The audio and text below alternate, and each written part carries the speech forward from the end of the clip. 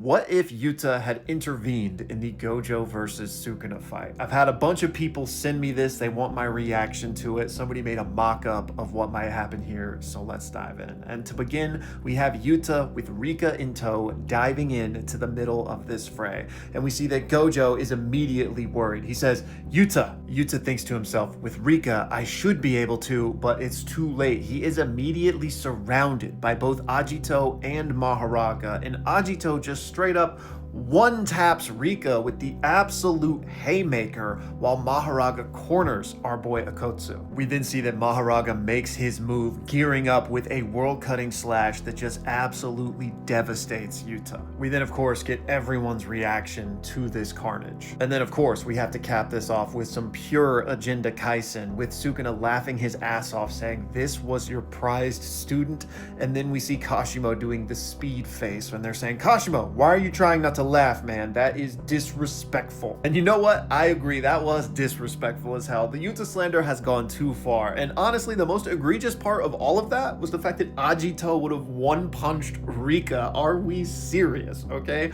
Agito is not one of the big boys, cannot hang with Gojo, Sukuna, or Maharaga, and cannot hang with Yuta and Rika in my opinion. So no. And then secondly, would Yuta have gotten clapped immediately? Probably pretty quickly, but it wouldn't have gone down like that at all. Yuta would not have been killed by Maharaga as soon as he jumped in, but Gojo likely would have, because his students were a handicap to him. Not only because he wouldn't have been able to do something like the impromptu hollow purple, which blew up 10 city blocks, but more importantly, he would have had to have protected them. Gojo would have not just stood there and watched Maharaga cleave Yuta in two. He would have gotten in the middle of it, which likely would have spelt his own doom.